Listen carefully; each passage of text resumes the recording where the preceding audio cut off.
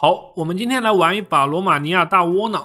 本次要求很简单，让我们扮演这个卡罗尔二世，在割地的情况下，把割出去的这些地再夺回来。这个帖子我之前在贴吧看过，只能说能把整块特南西瓦尼亚都给割走，也算是不容易了。还是那句话，宁愿活在小罗马尼亚的天堂里，也不死在大罗马尼亚的沼泽中啊！我们开局直接删兵，所有部队直接删完，留一个步兵师，来个医师训练。前期没什么好说的，老三样，铺点军功。因为要打这个苏联，所以我们间谍机构还是要造一下的。国策方面的话，先把这个卡罗尔给他安排上啊，并不是他特别强，而是因为下面有一个科研槽要拿。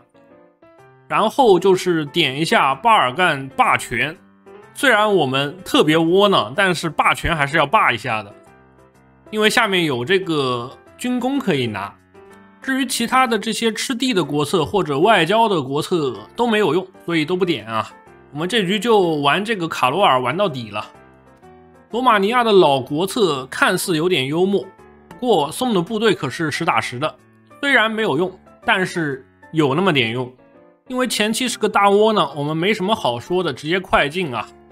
刚开局就刷到了国王的情妇购买庄园，我们本就不多的民工雪上加霜啊，没什么好说的，你就买吧。很快我们的老卡就来了，第一波政治点先来一个沉默实干家。修订完宪法之后就是拿科研槽了，这边再开一个部分动员。记得多造点支援装备啊，待会儿造合作政府要用的。又来买庄园了，没事啊，可劲买。等我们后面点数不缺的时候就随便点了。多的点数再安排一个罗马尼亚战神安东内斯库啊。接下来右边国策就不用管了，赶紧把左边的工厂全部拿到手。因为我们开局没什么格子，所以很快就没地方造军工了。作为这个大窝囊啊，我们肯定是不敢在这个苏联要吃的地上面造的，所以我们先造在特南西瓦尼亚吧。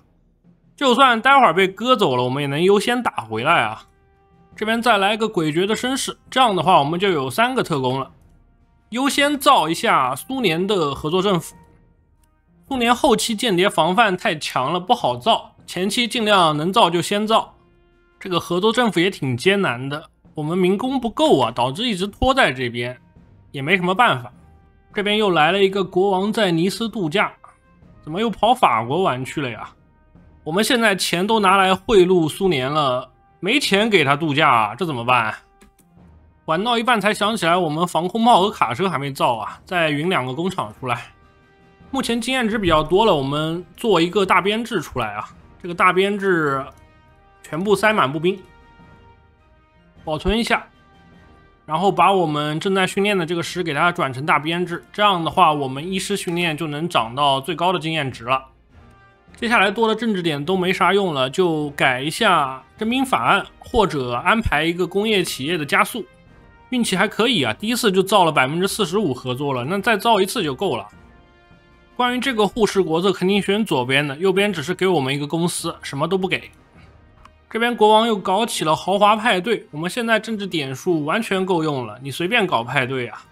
这是情妇购买的第3个庄园了，无所谓，买。到了38年的2月份，匈牙利要求重整军备。匈牙利作为我们的邻国，他要重整军备，肯定是要和我们开战啊。虽然我们知道这一点，但是作为这个大窝囊，只能同意他了。国王陷入贪污丑闻，如果选择上面这个要掉25的产出啊，直接就废了，所以还是选下面这个吧，少掉一点。到了38年的9月份，匈牙利王国突然撕毁了特里亚龙条约啊。作为这个大窝囊，我们肯定是负担不起一场战争的，只能屈服啊。国王的情妇在巴黎被目击，目击就目击呗，又怎么样了？买点东西不行吗？为了不影响我们的医师训练啊，这个招出来的山地兵直接删了。他一出来会分掉我们1半经验，删除之后我们这个经验又会恢复成每天 0.2。2级炮好了之后，我们坦克重新设计一下，速度不够减2点装甲，然后开始大规模生产啊。我们接下来火炮不重要了，所有资源买上。目前要大规模生产坦克了，我们就不去做间谍了。枪已经造了4万多条了，完全够我们24个主力师用了。这边枪就留2个厂吧。意大利在影响我们的政治，没什么办法啊。我们这边再安排一个密谋暗害者吧，虽然也没有用就是了。接下来的分支国策，一个是7%的人口系数，一个是2个小装甲师，那肯定是拿这个装甲师啊。他给的这个坦克是根据我们自己做的坦克来算的，可惜我们这个坦克做的很乞丐啊，所以算是亏了。这个意大利一直想和我们签互不侵犯啊，我们这局打的比较窝囊，就签一下吧。凤的装甲师拿到手之后可以看一下这个坦克啊，就是我们自己研究的 T39， 这边直接给它删除掉，看一下到底是哪一款。是我们最新的这款啊，再往下国策也没啥用了。这边还有一个火炮卡以及山地火炮可以点。2战都要爆发了，又跑去法国度假了，这下连他人一起逮了算了。军工机构升级了，顺带着升了一下速度，装甲再调回来。接下来是真没什么国策能点了，其他都没有用啊。这边再拿2个海军船坞就可以挂机了。2战应该是开打了，不过和我们没关系啊，我们就躲在罗马尼亚就行了。不知道为什么我们明明什么事都没有做啊，这个匈牙利突然正当化战争目标了。按道理他应该会搞个什么调停啥的，来把特兰西瓦尼亚吃走啊。既然他要打的话，我也没什么办法啊，我们来做一下部队吧。这边先搞一个伊布师啊，我们先来个几百个，争取把他给吓退啊。因为目前部队比较少，所以先拉100个。才发现我们陆军经验已经涨到495了，赶紧点个学说。这个版本最强的应该是决战计划了，直接点上啊，然后再安排一个专注后勤。很快我们就拉出了300个伊布师啊，这个霍尔蒂还在正当化，他不怕的吗？这边我们先整24个师放到前线吓一吓他。其余部队放在后面，待会儿准备改一下编制。只能说这个霍尔蒂玩赖的，一边加入轴心国，一边谴责我们，这怎么玩？还剩下30多天了，我们只有伊布师啊，有点难办了。这边把最后一波伊布师安排出来，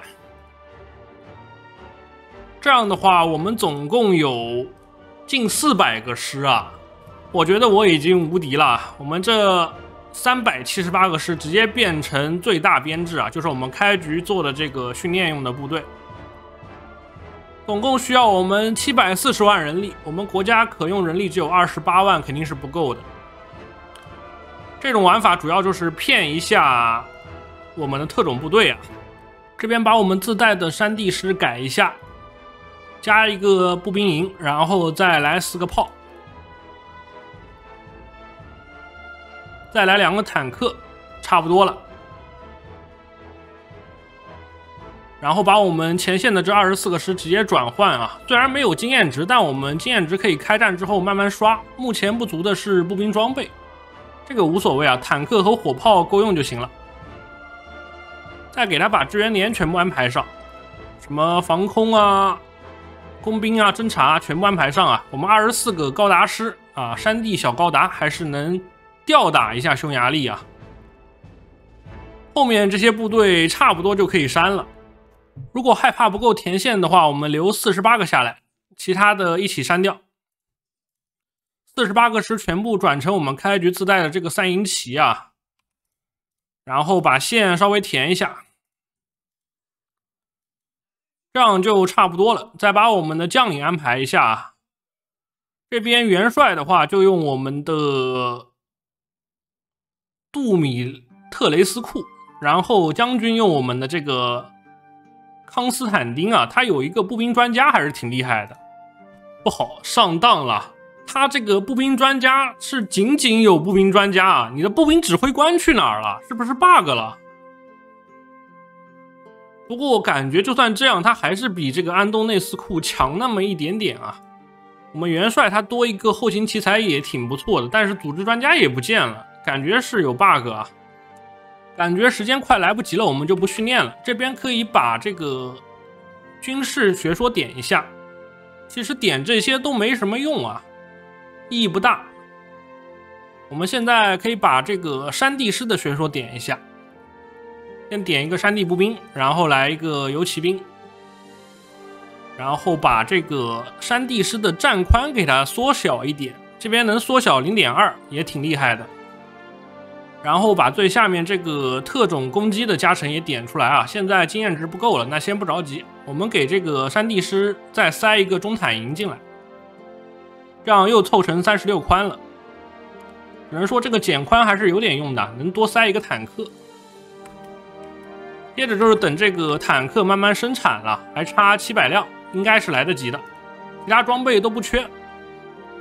这边再把补给给它调成摩托化优先度啊，目前摩托应该是够用的，然后就等这个装备补满就行了。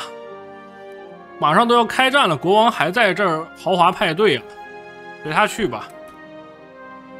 我们24个装甲师灭一个匈牙利没什么问题啊，就是比较怕他后面的这个轴心国啊。这个时间点让我放弃特南西瓦尼亚，这不是搞笑吗？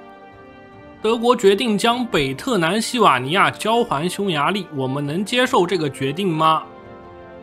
这个时候放弃，你能让匈牙利别打我吗？只剩7天了，给你可以啊，毕竟我们是这个罗马尼亚大窝囊啊，那我们撤退好了。北特南西瓦尼亚嘛，很小的一块地送你好了，这边同意一下吧，看看他到底会不会打我啊。匈牙利进轴心国了。好，这么一大块地直接不归我们了，但是他这个正当化还在造啊，也就是我们一下子少了很大一串前线啊，要重新填线了。这边可以把填苏联的部队拉过来填一下。没想到我们这么窝囊，挪威都看不下去了，居然给我们来了一个保障独立。问题是，你能保障谁啊？你自己都自身难保了，你能保障谁啊？因为丢失的这个克卢日啊，导致我们前线也缺补给了，那我们前线这边也没法守了，但是这边工厂还挺多的，还不得不守，真的是有点难办啊。匈牙利正当画好了巴拉特和克里沙耶，英国也给我们保读了，那还好。不过英国已经和德国交战了，保不保也是一样的。我们这个装备还没有回上来啊，部队往后面退一点，回个装备吧。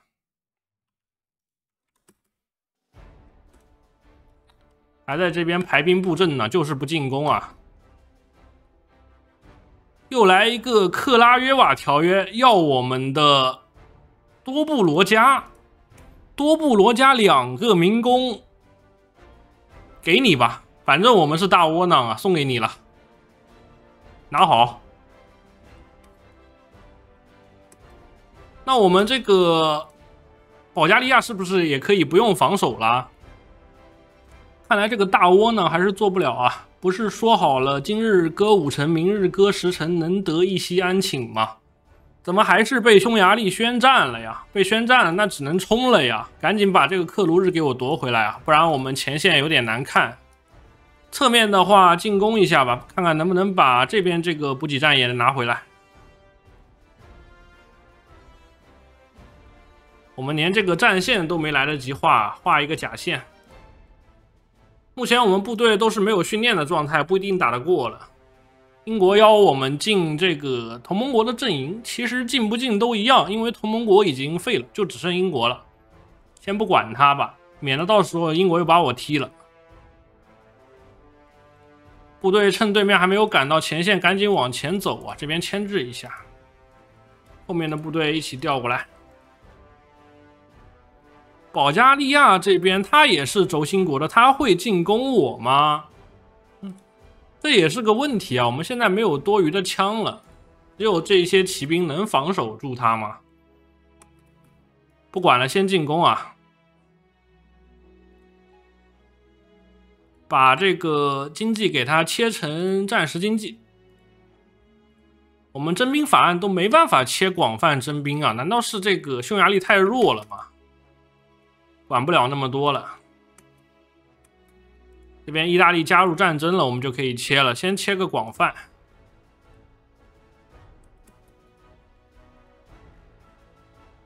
我们切了法案之后，工厂反而还不足了，那是真没办法，这个工厂还是很重要的。那只能再切成总动员了，切总动员人力又不足了。总的来说很矛盾吧，浪费一点点数也无所谓了。可惜了，这个克卢日这块地不太好进攻啊，我们这个垃圾部队还真打不下来，后面的坦克师一起压上吧。看一下美国人给我们捐了啥，18个飞机，拿了吧，不过也运不过来啊。接下来就只剩这个保加利亚没进站了，我估计他也快了。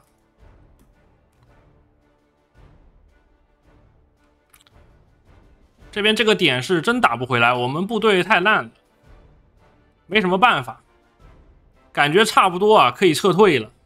侧面的部队能退就先往后退吧，目前确实状态有点差啊，这些地方没补给真守不了。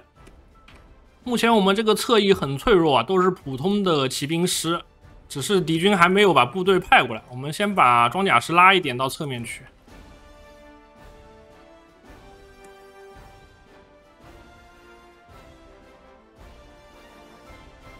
果然还是把保加利亚给召唤进来了，那我们这个国策也没有点下去的意义了。那装甲师集中进攻，先把这个保加利亚给他扬了吧，不然我们有点顶不住啊，这个没办法顶啊，这边赶紧装甲师全部移过来，每格留一个，稍微守一下差不多了。装甲师赶紧过来吧。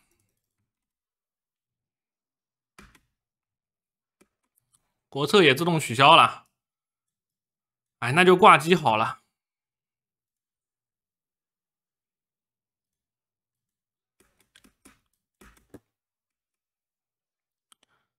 德军也开始大规模进攻了，这个也没什么办法，他就进攻吧，差不多往后退一点也是可以接受的。优先把这个保加利亚给他送走啊。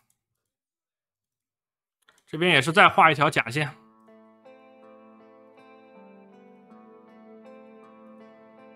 看来这个 AI 是有预谋的，他就是想等保加利亚进站了再进攻我。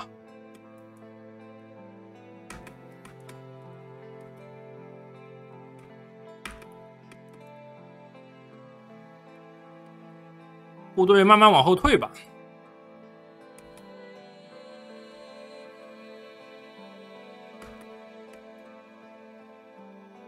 然后调一个师回去补防一下。这边主力师优先进攻一下索菲亚，看看能不能把这块地拿回来。保加利亚的部队还是较弱的，不和他多浪费时间啊，赶紧进攻，把我们的安东内斯库大将安排上啊。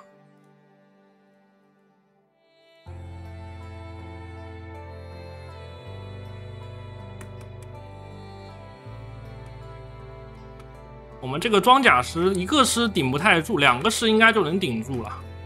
这侧面还是漏了，没办法，那就先放在这儿吧。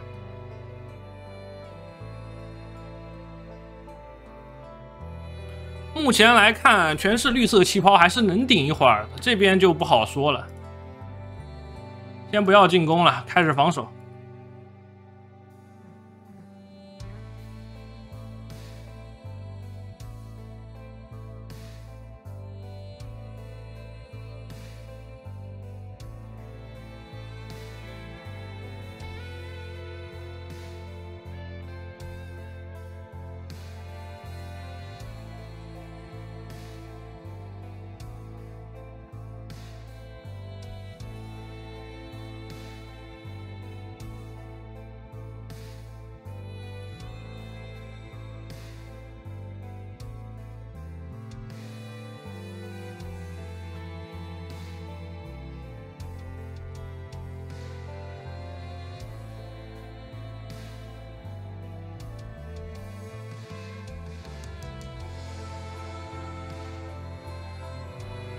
好，我们顶着这个德军的压力啊，强行把这个保加利亚打投降了。刚刚在撤退装甲师的时候，不小心被打蒸发了一个师啊，这个也没办法。我们现在还剩23个装甲师，也够用了。就算我让他一个吧。接下来就是赶紧把部队调回正面进行防守啊，具体怎么守，看着办。我们现在防守还是比较困难的，每格放一个装甲师吧，差不多也够了。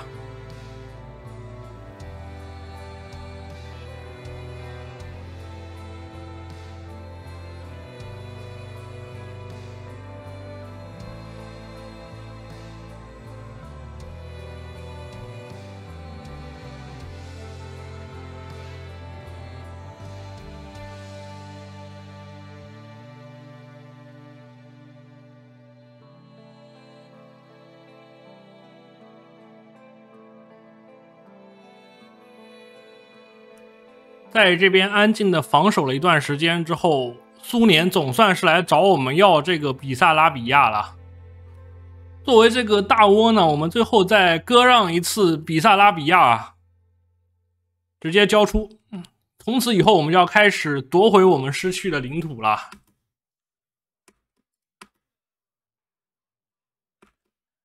这边布科维纳本来是要交给苏联的，但是现在被德国给占了，反而交不出去了。目前来看，我们这个防守阵线还是比较稳定的，主要就是占领了保加利亚之后，我们要派部队来镇压啊。没搞懂为什么保加利亚的首都全是民工啊？这个 AI 这么富的吗？早知道开局先造他的合作政府了，我们这边派点特工来镇压一下，有点压不住抵抗了。前线放一个特工应该就够了。接下来就是挂机等装备啊，我们人力不太够啊，其实装备等出来也没用，没人来用这些装备，枪也用完了，赶紧造点枪吧。坦克没必要那么多场了，已经有点盈余了。看看现在多少坦克啊？现在手上100多坦克，也不多啊。先把枪补满。其实把手上的骑兵删掉一部分也可以啊，这些骑兵直接删了吧，偷偷加一个到我们主力里面。主力的话已经练出装甲作战专家了，直接点上。他现在的等级应该可以给他安排一个职务的，但是他是陆军防御大师，那没办法了。这些骑兵删了，我们装备也够了。接下来就是在这边消耗德军的装备和人力就行了。打到现在，我们已经死了11万了，主要是开局被打蒸发了一个高达师，非常的亏。德军的话倒是没消耗到多少啊，才消耗了46万。先蹲一会儿，蹲个几百万再说。这局我们学说是优先把这个特种部队点完了，主要是摊下面这个10%的特种攻击啊，这样的话我们主力师会非常的强。接下来就是把这个人海佑给他点一点啊，现在这个版本人海佑还是很离谱的。目前人力还够用，就先不切，按需求服兵役了。等待会儿人打完了再说。国家都要没了，这情妇还在这儿买庄园啊！只能说前线的将士只需要蹲坑就行了，后方的情妇要考虑的就很多了。这边希腊加入了同盟国，可能对于我们来说是个坏消息啊！他要顶不住意大利的话，我们下面就漏风了。不过目前德国还没有打南斯拉夫。那我们优势还是挺大的，因为德国的主力师快被我们给消耗光了，接下来就要开始反推了。按道理来说，轴心国的部队全在我家里，同盟国应该随便打才对啊。这边南斯拉夫也加入了同盟国，那接下来就难办了，南斯拉夫也要被打了。看来我们不得不反击一下了，不然周围的国家全倒了，我们就要四面漏风了。这边先给元帅也升级一个装甲作战专家。反击的方向很简单啊，就是快速冲下克鲁日，这样的话就能把上面的部队全包了。德军看情况应该是要撤军啊，不能让他撤掉啊，我们赶紧进攻一手，牵制住不让他走。这边应该可以先包掉几个师的，他没有苏联的通行权。其他地区也是包一下。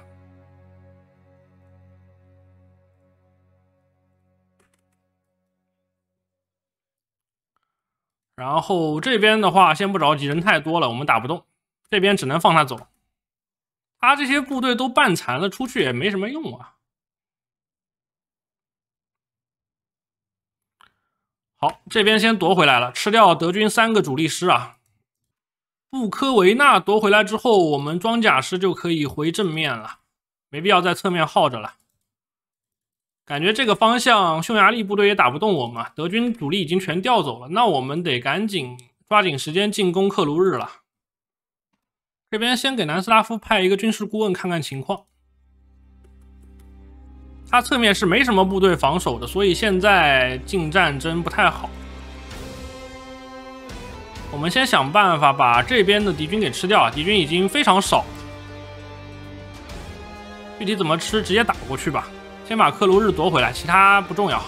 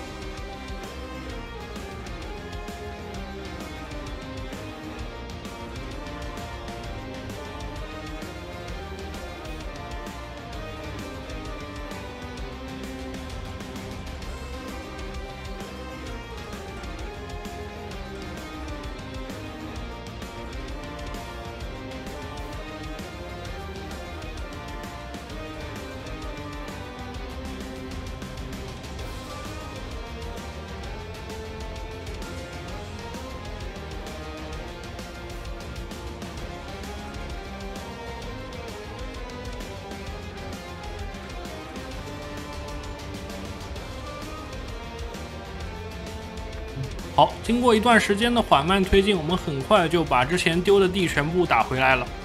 接下来就是想办法打到德国本土去了。目前我们填现实还不太够，所以先不着急。因为我们工厂数量超过50了，可以把第5个科研槽也开了。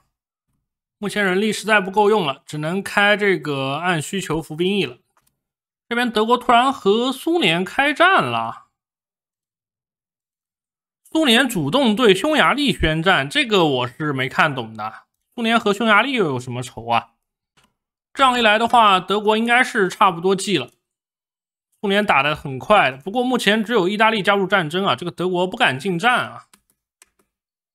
哦，匈牙利把德国拉进来了，那德国要完了。德国部队全在我这边，苏联这边没放兵啊，苏联直接随便踩地了。而且苏联还要求我加入阵营啊，这我就有点绷不住了。我加阵营的话，你能把我的地还给我吗？这边先给苏联派一个顾问，看看他这边好不好打啊。他这边好打的话，我们直接进阵营，从这个方向打吧。毕竟我们从这边打的话，全是山，地形太差了，正面打平原多一点。目前来看，德军根本就没有放什么部队在正面，都是刚调过去的垃圾师，那应该守不住多久。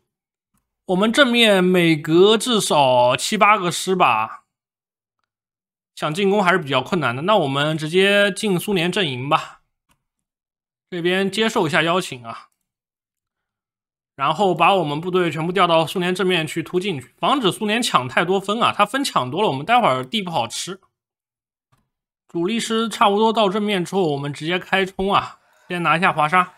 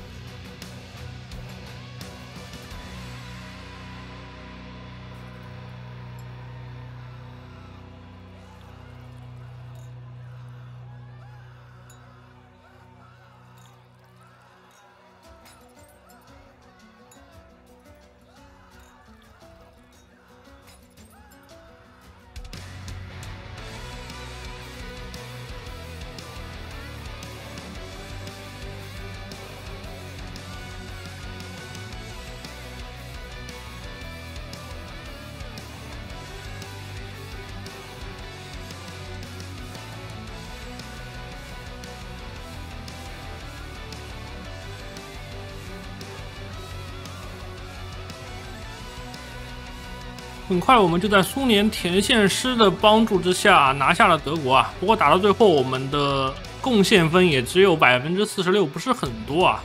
虽然有这个谈判的主导权，但是不一定能吃到所有的地。德国投降之后，我们接下来就是赶紧把这个匈牙利解决掉，然后再解决一下意大利了。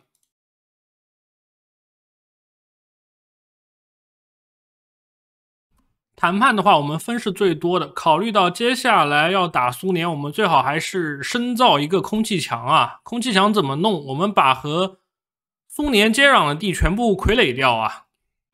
差不多就这样吧，实在抢分抢不过这些 AI 啊。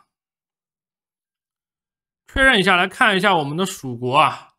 德国我没有完整的傀儡，这边让英国占领了一块，苏联占领了一块。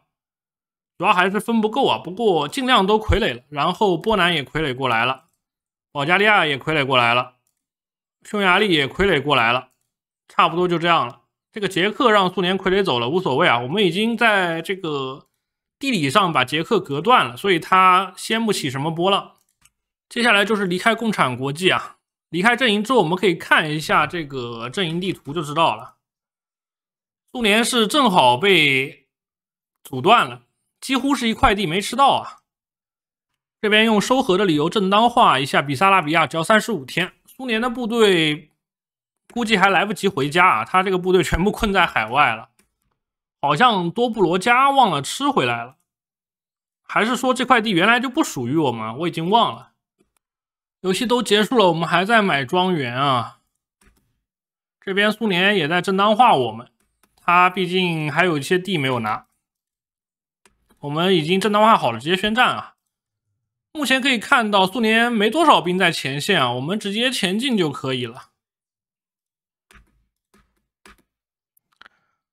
苏联部队几乎都是瞬秒的，根本没法防守。然后他的小弟都在内部啊，根本过不来，他自己部队也被困在这儿了，非常的幽默啊！我们很快就把自己原来丢的这些核心地给打回来了。还是我们的核心啊！这一集就先录到这儿吧。接下来就是平推苏联，然后因为这个高合作值导致苏联丢掉3大城就直接投降了。我已经打不动了，就先录到这儿了。结束前给大家看一下我们主力师的编制啊，就是纯粹的山地装甲师。对于罗马尼亚这个国家来说，还是消耗得起的。我们现在还有1000辆中坦没用呢。